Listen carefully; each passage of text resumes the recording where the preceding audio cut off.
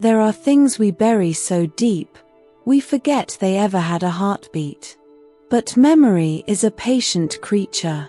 It waits, in the crease of a pillowcase you haven't washed, in the flicker of a street lamp that hums the same frequency as his voice, in the weight of a cologne that drifts past you in a crowded room and pulls the ground out from beneath your feet. My name doesn't matter. Not anymore. What matters is that I survived something most people only read about in novels with dark covers and warning labels. I survived him. Or maybe survived isn't the right word. Because survival implies you come out whole. And I didn't. I came out altered. Rearranged. Like a house that was burned to its foundation and rebuilt with the same stones, but in a completely different shape. This is not a love story. Or perhaps it is. The worst kind. The kind that teaches you that desire can be a blade, and you can crave the cut. It started in autumn. Of course it did. Autumn is the season of slow decay dressed in beauty. Golden leaves falling from trees that are quietly dying. The air carrying the scent of wet earth and something faintly sweet, like fruit that has stayed too long on the vine. I was 26. Living in a city that never learned my name. Working at a bookshop that smelled of old paper and cedar, the kind of place where silence had texture. Where dust danced in long beams of afternoon light and time moved like honey dripping from a spoon. I was alone. Not lonely, there's a difference. Loneliness is hunger. Being alone was freedom. Or at least, that's what I told myself while I drank tea at midnight and listened to the radiator hiss like a sleeping animal. I had built my life into a small, quiet thing. Predictable. Safe. And safety was the first thing he dismantled. I noticed him before I understood what noticing meant. It was a Tuesday, I remember, because Tuesdays were slow at the shop, and I had been rearranging the poetry section, running my fingers along the cracked spines of books no one ever bought. He was standing outside. Not walking past. Not pausing to check his phone. Standing. Still. Like a statue carved from smoke and intention.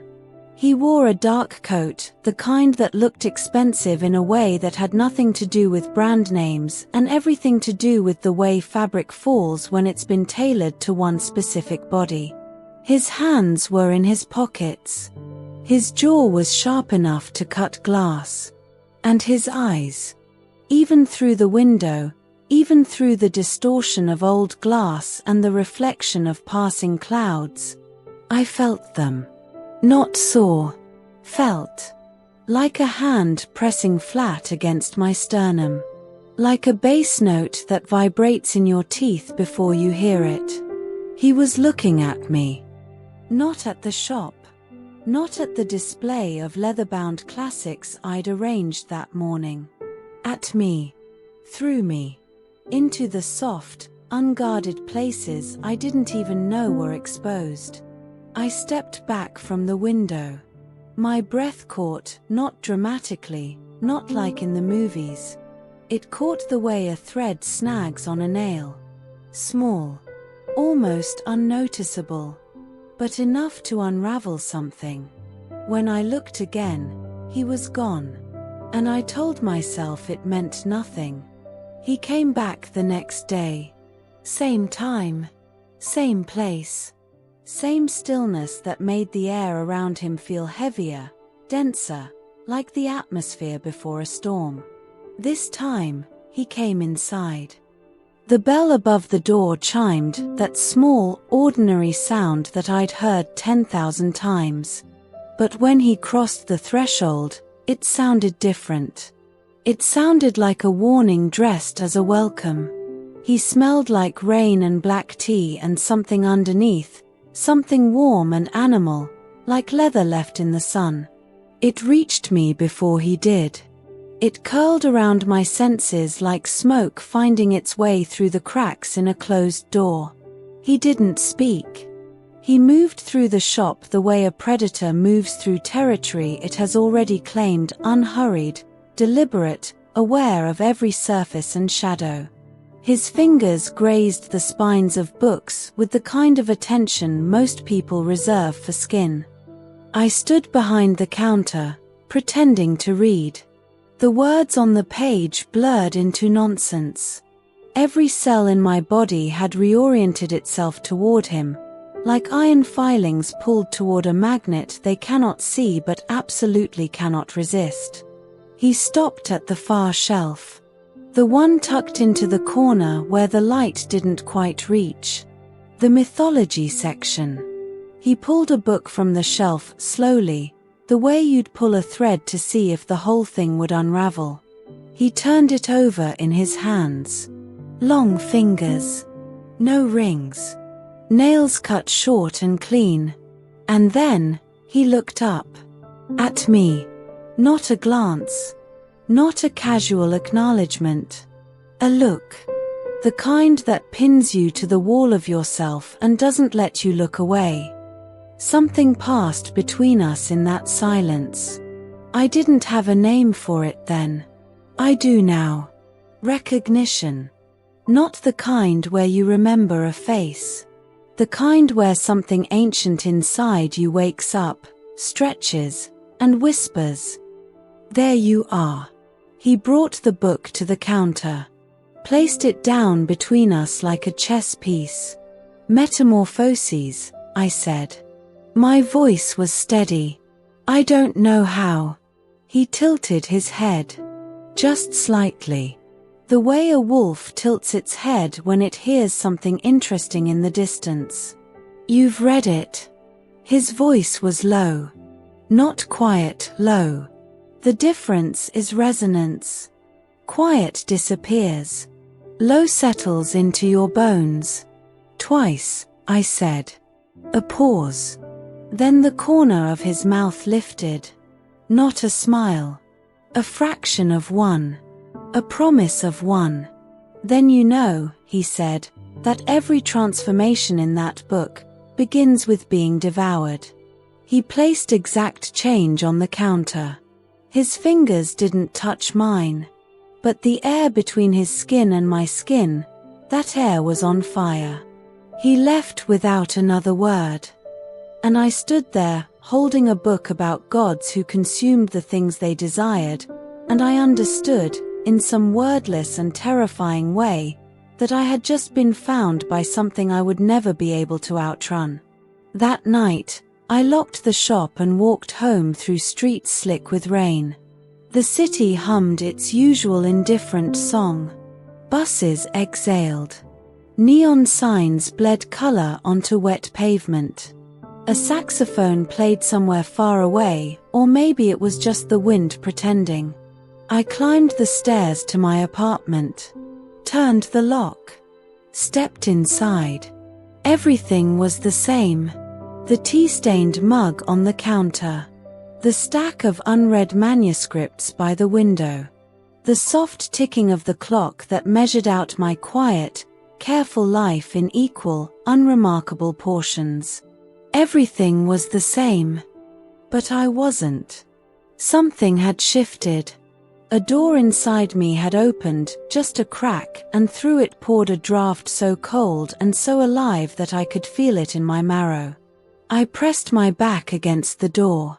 Closed my eyes. And I could still smell him. Rain and black tea and that warm, dark thing underneath. I didn't know his name. I didn't know what he wanted. But I knew, the way you know a storm is coming before the first cloud appears, that my life as I knew it was already over. Looking back, I think the most dangerous thing about him wasn't the darkness. It was the patience. Predators who rush, they get caught. They make noise. They leave evidence that even the most naive eye can follow. But him. He moved the way water moves through stone. Slowly. Invisibly.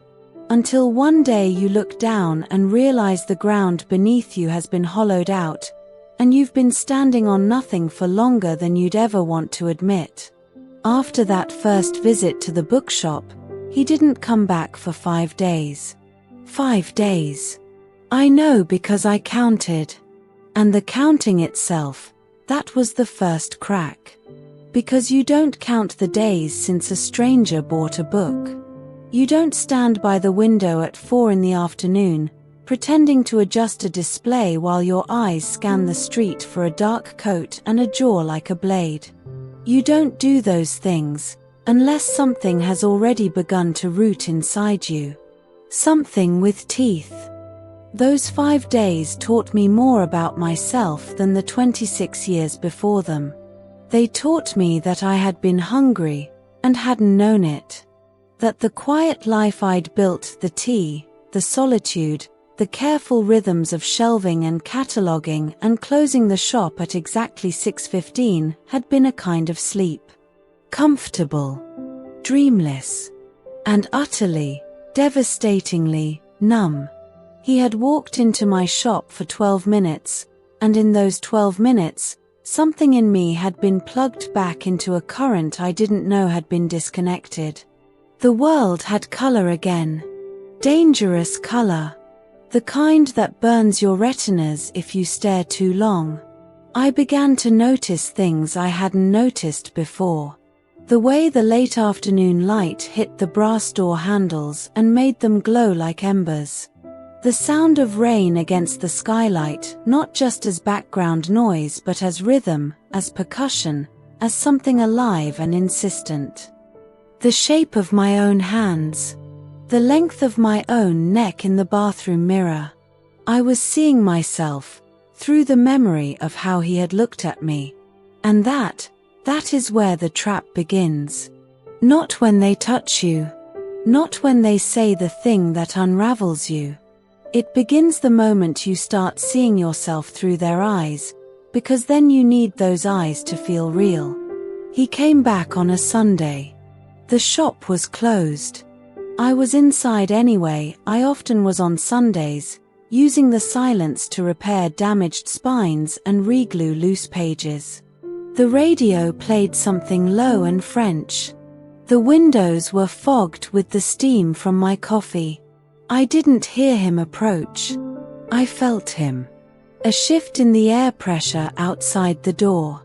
A shadow that lingered 1 second too long against the frosted glass. The way the street noise seemed to pull back, as if the city itself was holding its breath. I opened the door before he knocked. That was my second mistake. The first had been looking back through the window that Tuesday. This, opening the door to a closed shop for a man I didn't know, this was the moment I handed him a key I couldn't take back. He stood in the rain. Not under an awning. Not seeking shelter. In the rain. Letting it fall on him as if it were something he'd chosen rather than something happening to him. His dark hair was pressed flat against his forehead. Water ran along the line of his jaw, down his throat, and disappeared into the collar of that same dark coat. He didn't ask to come in. He simply looked at the open door. Looked at me. And waited. As if we both already knew the answer.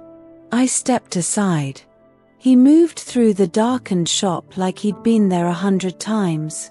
His wet coat left a trail of rainwater on the wooden floor, dark drops that caught the light from the single lamp I'd left on at the back. Each drop a breadcrumb. Each step deliberate. He didn't go to the shelves this time. He didn't go to the shelves this time. He went to the reading chair. The old leather one in the corner by the radiator. The one I sat in every morning before opening, drinking my first coffee and listening to the pipes wake up. My chair. He sat in it the way a king sits on a throne he's been away from too long. Not with arrogance. with the weight of something that looked almost like relief, like returning. And I stood there, holding my mug of now cold coffee, watching a stranger claim the most intimate corner of my daily life, and feeling not invaded but completed. That was the terrifying part. Not that he was there, but that the room felt more correct with him in it. As if the chair had been waiting for exactly his shape. As if the lamplight had been rehearsing exactly that angle, the one that turned his cheekbones into architecture and his eyes into something deep enough to drown in. We didn't speak for 11 minutes. I know because the clock on the wall ticked loud enough to count.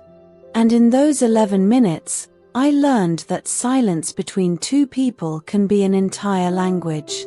His silence said, "I know what you've been feeling." My silence said, "I know you know." The space between us, maybe 8 feet of old hardwood and dust motes suspended in lamplight, that space vibrated with everything neither of us was saying.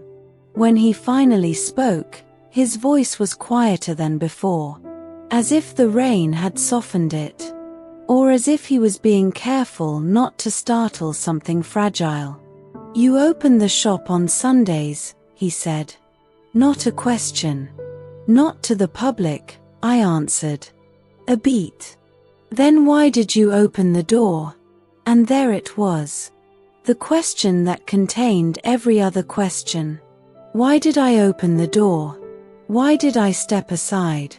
Why was I standing here with a cold mug and a racing pulse, looking at a man whose name I still did not know, feeling more awake than I had in years? I could have lied. I could have said I thought it was a delivery. That I opened the door out of habit. That it meant nothing. But lies require a kind of energy I didn't have. Not with him looking at me like that. Not with those eyes that seemed to read the parts of me written in a language I didn't even know I spoke. "Because you were there," I said. The truth. Stripped bare. Embarrassingly simple. He didn't smile. He didn't nod. He closed his eyes. Just for a moment. The way someone closes their eyes when they hear a piece of music they've been searching for, and finally find. He reached into his coat pocket. My body tensed, not from fear. From anticipation. The kind that lives in the same house as fear and shares all the same hallways. He pulled out a book. Small. Old. Bound in leather so dark it was almost black. The kind of leather that softens with age and holding, that carries the warmth of every hand that's ever touched it. He placed it on the arm of the chair. "A trade," he said. "Metamorphoses for this." I didn't move. "What is it?" "Eros and Psyche." An older translation. One that doesn't soften the parts where the gods are cruel. A story about a woman who falls in love with something she's forbidden to see. Who is happy in the dark, until curiosity lights a lamp, and burns everything to the ground. He knew exactly what he was doing. Every book was a message. Every choice a mirror held up at exactly the right angle to show me something about myself I hadn't been ready to see. I picked up the book. It was warm. Warm from his pocket. Warm from the heat of his body pressed against it through layers of wet wool and skin. Holding it felt like holding his hand without touching him. Like an intimacy smuggled inside an object. My thumb traced the embossed letters on the cover. Worn. Almost invisible. "You still haven't told me your name," I said. He stood. Slowly. The chair released him with a soft creak of protest, as if it, too, didn't want him to go. He buttoned his coat. One button. Then another. Each one a small ceremony of departure. "Names are cages," he said. And I don't think either of us is ready to be named. He walked to the door, stopped, turned back just enough for me to see his profile, the sharp line of his nose, the shadow beneath his brow, the mouth that held words the way a locked box holds something precious. But you can call me Damien. The door opened. The rain poured in. And then he was gone. I stood in the empty shop holding a book that smelled of leather and rain and him. The radiator hissed. The clock ticked. The city resumed its indifferent noise on the other side of the glass. Everything was ordinary. And nothing would ever be ordinary again. I read Eros and Psyche that night. I read it in the bath, with candles guttering on the edge of the tub and steam curling around the yellowed pages. I read it the way a woman reads a letter she knows will change her life, slowly, carefully, feeling each word land on her skin like a fingerprint. The translation was brutal. Beautiful. The gods were not kind. Eros did not woo Psyche with tenderness, he consumed her. Visited her only in darkness. Made her need blind. And Psyche didn't resist. She opened her arms to the dark. She let herself be swallowed by a love she couldn't see. Because the feeling of being held by something immense and unknown was more real than anything the daylight had ever offered her. I closed the book at 2 a.m. The candles had burned to stubs. The bath water was cold.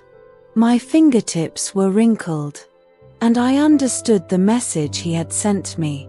He was not asking for permission. He was not testing the waters. He was telling me, through centuries-old words written by someone else's hand, exactly what he intended.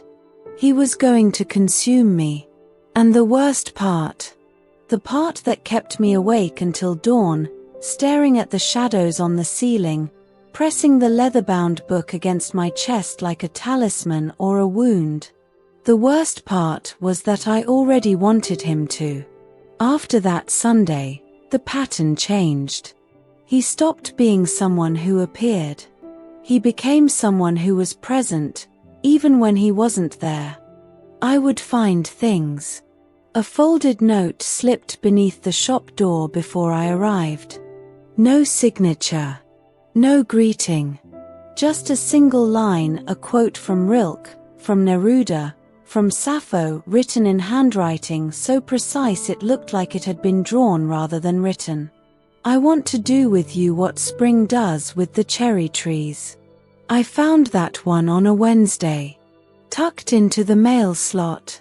The paper smelled faintly of his cologne, that particular alchemy of sandalwood, rain-soaked stone, and something darker underneath. Wood smoke, maybe. Or burnt sugar. I held it to my nose and breathed. And then I hated myself for breathing. Because I recognized what was happening. I was a woman who read books for a living. I knew the architecture of obsession. I had shelved 1,000 stories about women who walked willingly into the wolf's mouth, and I had always judged them. Always thought, I would never. I would see the signs. I would be smarter. Stronger. But here's what those books never tell you. The signs don't look like signs when you're inside the story. They look like poetry. They look like being seen. Being chosen. Being elevated from the ordinary into something that pulses and aches and shimmers. The notes kept coming. One every few days. Never predictable. Never enough. And that, the never enough, that was the mechanism. The engine of everything that followed. He gave me just enough to crave. Just enough to spend my days leaning toward the mail slot like a plant bending toward a window. Just enough to make the silence between his messages feel like withdrawal. I was being trained. I know that now. The way you train a bird to return to a hand. Not with force. With patience. With small, perfect offerings placed at gradually decreasing distances, until the space between you and the thing that feeds you is no space at all. 2 weeks after that Sunday, I found a note that was different from the others. No quote this time. No borrowed words. Just an address. A time. And 4 words in that immaculate handwriting. Come find me, Psyche. I stood in the cold doorway of my shop, holding that piece of paper, and I felt the entire weight of what was about to happen settle onto my chest like a stone. I could have thrown the note away.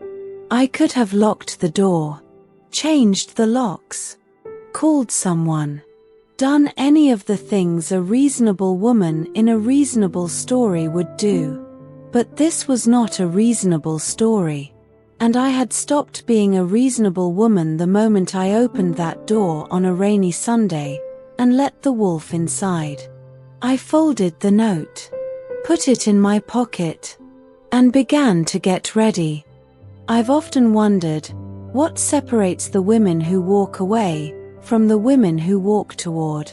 It's not intelligence. I was intelligent. I had read every cautionary tale on my shelves. I could name the patterns blindfolded, the love bombing, the intermittent reinforcement, the way obsession disguises itself as devotion, the way poison disguises itself as wine. It's not strength either. I was strong. I had built a life from nothing. I had survived loneliness that would have swallowed most people whole. No. What separates the women who walk away from the women who walk toward is hunger. The specific, bone-deep hunger of someone who has been quietly starving in a life that looks, from the outside, perfectly adequate. Someone who has confused numbness with peace. Someone who has mistaken the absence of pain for the presence of happiness. That was me. And Damien. Damien was a feast laid out in a dark room. You couldn't see what you were eating. You could only taste it. And the taste was extraordinary. So yes, I went. I stood in front of my mirror for 40 minutes that evening. 40 minutes. For a woman who usually spent 3. I tried on 4 dresses. Took them all off. Stood in my underwear looking at a body I'd spent years ignoring, functional, unremarkable, mine, and for the first time in longer than I could remember. I wanted to be looked at, not glanced at, not assessed in the way men assess women on the street, that quick, mechanical scan that reduces you to geometry. I wanted to be studied. The way he had studied me through that shop window. The way his eyes had moved across my face like fingers reading Braille. Slowly. Deliberately. As if every pore contained a secret he intended to decipher. I chose a black dress. Of course I did. Simple. Close to the body. The fabric was thin enough that I could feel the air on my skin through it, as if the dress itself was a confession of vulnerability. Not armor. The opposite of armor. I left my hair down. Applied nothing to my face except a dark stain on my lips, the color of wine left too long in a glass. The color of something that had started sweet and turned. I looked at myself. And for a single, vertiginous moment, I didn't recognize the woman looking back. Her eyes were too bright. Too awake. Too alive. She looked like someone walking toward a fire, fully aware of the heat, and craving the burn. I turned off the light, picked up the note, and left. The address was on the other side of the city. A part of town I rarely visited, where the buildings were older, taller, made of stone that had darkened with decades of rain and exhaust. where the street lamps gave off a weaker, more amber light, as if even electricity was tired there. The taxi dropped me at a corner. I stood on the pavement and looked up at the building. 5 stories of dark stone and wrought iron. No sign. No name. The kind of building that existed before addresses, when people found things by instinct and reputation rather than numbers on a wall. The door was heavy, black. The handle was iron, cold enough that I could feel it through the bones of my hand. I pushed. It opened, as if it had been waiting. Inside, a staircase.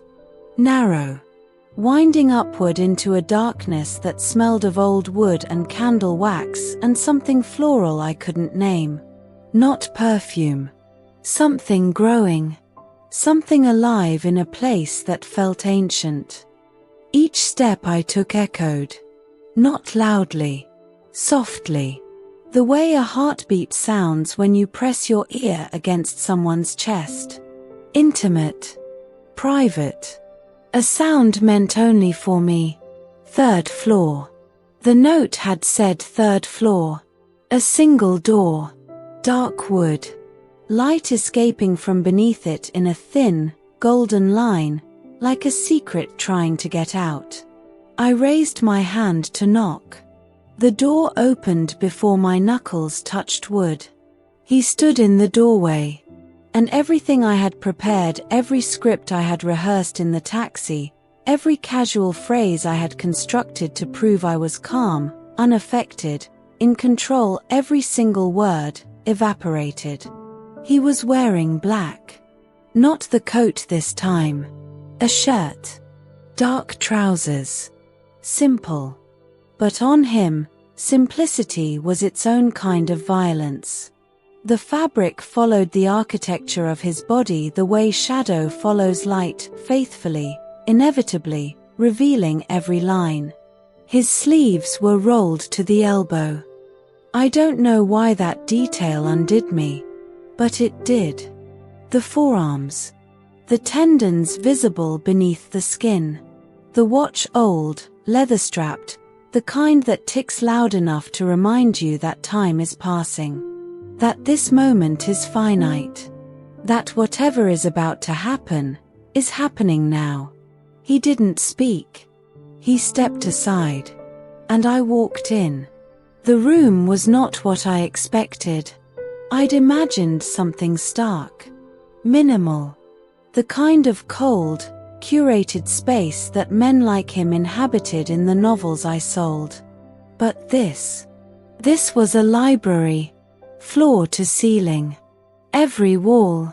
Books upon books upon books, old ones, leather-bound, cloth-covered, some with broken spines and faded gold lettering.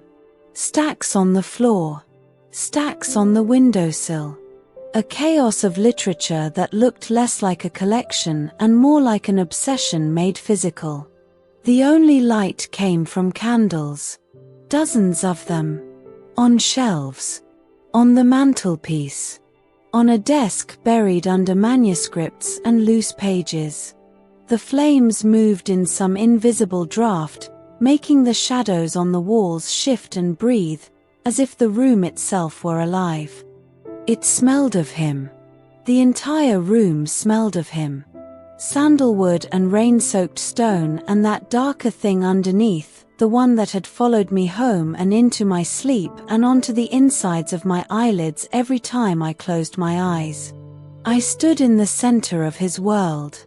And I understood something that made my knees soften. He hadn't brought me to a seduction. He had brought me to the inside of himself.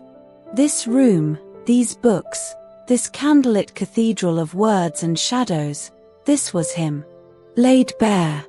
Opened. An intimacy far more dangerous than touch.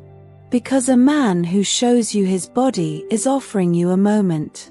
But a man who shows you his mind is offering you a door you may never find your way out of. He poured wine without asking. Red. Dark enough to look black in the candlelight. He handed me the glass and our fingers met briefly, barely, but the contact sent a current through my hand that traveled up my arm and settled at the base of my throat like a held breath. I drank. He watched me drink. There is something unbearably intimate about being watched while you swallow. The way your throat moves. The way your eyes close for half a second as the taste hits you. It is a tiny surrender, and he saw every millisecond of it. You came, he said. Not surprised. Not triumphant. He said it the way you'd say the sun rose. As if it had been inevitable. As if the alternative had never been a real possibility. And maybe it hadn't been. I almost didn't, I said. A lie. But I needed one small lie to keep from drowning. He smiled. Not the fraction from the bookshop. An actual smile. And it was devastating, not because it was warm but because it was knowing. It was the smile of a man who can hear the truth hiding behind your words, and finds the hiding charming rather than convincing. You've been reading, he said. He nodded toward the glass in my hand as if the book and the wine were the same thing, something to be consumed slowly, carefully, with attention. I finished it in one night. And I think you chose it very deliberately. A pause. The candles flickered. Somewhere outside, a siren wailed and faded. Everything I do is deliberate, he said. The words settled into the room like stones dropped into still water. I felt their weight. Their implication. He was not a man of accidents.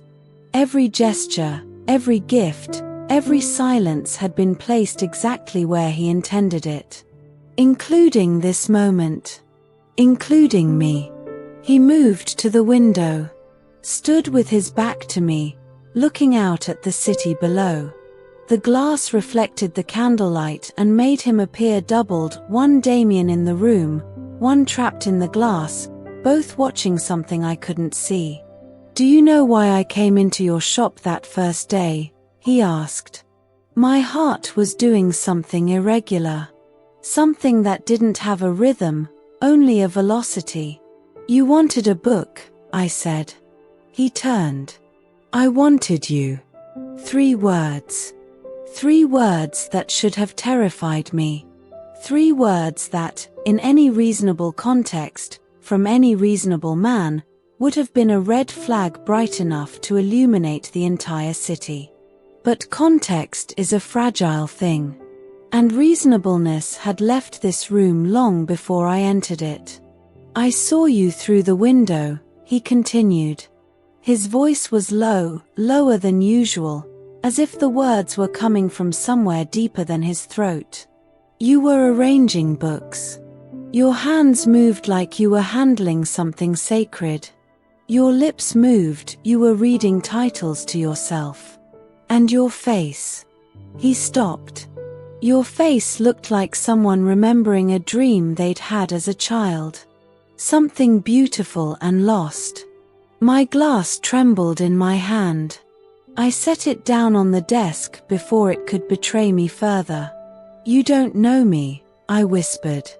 No, he agreed. I don't. But I recognized you. There was that word again. Recognition. The same word that had echoed in the silence of my shop that first Tuesday. What does that mean? I asked. And that stepping back, was the cruelest and most brilliant thing he could have done. Because it left me leaning forward. Leaning into the space he had just vacated. My body reaching for his the way a match reaches for a striker, blindly, chemically, with no thought beyond ignition. He had touched me for 3 seconds. And I would have burned the world down for 3 more. We talked until 2 in the morning. Sat on the floor surrounded by books and candlelight and the ghosts of every story ever written. He talked about mythology the way other men talk about sports, with passion and precision and an encyclopedic knowledge that made words sound like music. He told me about Hades and Persephone. Not the version where she was stolen. The older version, where she went willingly. Where she ate the pomegranate seeds knowing full well what they meant. Where she chose the underworld, because the god of the dead loved her in a way the sunlit world never could. People misread that story, he said. They think she was tricked. But she wasn't. She was offered a kingdom, in the dark. And she was brave enough to take it. He looked at me when he said that. And I understood that we were no longer talking about Persephone. I should have left then. Every rational cell in my body was flashing a warning. This man was not safe. Not in the way that matters. Not in the way that keeps you whole. He was offering me a kingdom in the dark, and the price of admission was everything I had spent 26 years building in the light. But here is what the rational mind never accounts for. The intoxication of being understood. Not loved. Not desired. Understood. Seen in the marrow. Read like a book he had already memorized. No one had ever spoken to me the way Damien spoke to me.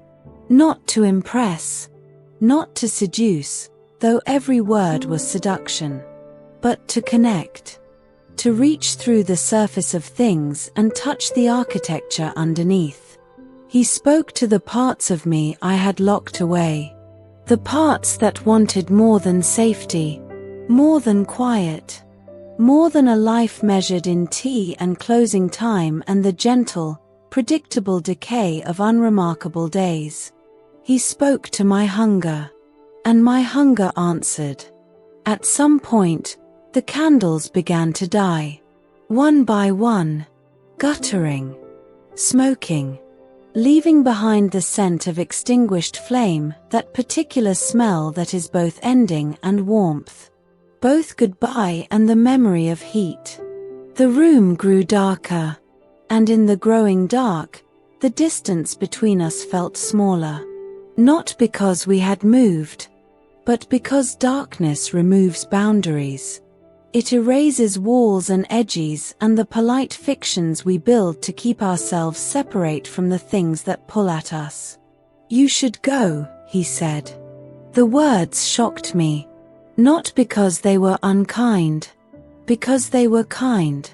Genuinely kind. Said with the voice of a man who knows exactly what he wants, and is giving you one final chance to escape before he takes it. If you stay, he continued, I will not be able to let you leave. Not tonight. Not easily. Not without both of us losing something we can't get back. I looked at him. In the near dark. In the last light of a single dying candle that threw his face into angles of gold and shadow. He looked ancient. Not old, ancient. Like something carved from the same stone as the building. Like something that had been waiting in this room for a very long time, for exactly this moment. And if I stay? I whispered. He held my gaze. Then you're mine. Not we'll see where this goes. Not I'd like to get to know you better. Not any of the careful, measured, civilized things people say when they're negotiating the terms of a normal attraction. Then you're mine. A claim. Raw. Absolute. Spoken without apology or caveat, as if ownership were as natural as breathing. The last candle died. The room went dark. And in that darkness, I made the choice that would define the next 3 years of my life. The choice that would break me and remake me and leave me standing exactly where I am now, on the other side of a story I'm still learning how to tell. I didn't leave. Years later, someone asked me why. Why I stayed. Why I didn't run when every alarm in my body was sounding. why I chose the dark. And I said something I'd never said out loud before. I said, because the dark was the first place I ever felt seen. That's the truth of it. The ugly, beautiful, unforgivable truth. He was dangerous. He was obsessive. He was a man who loved the way a wildfire loves a forest, totally, destructively, without any regard for what survives. But in his eyes, in that candlelit room full of books and shadows and the ruins of my better judgment, I was not invisible. I was not quiet. I was not the woman behind the counter in a shop that smelled of dust. I was Psyche. I was Persephone. I was every woman who had ever chosen the kingdom in the dark, because the kingdom in the light had never once asked her to stay. I stood in that room, in the dark, and I said 2 words that sealed everything that came after. I'm here. And his hand, warm, certain, inevitable, found mine in the darkness. And the world, the safe, ordinary, well-lit world I had known, closed behind me like a door.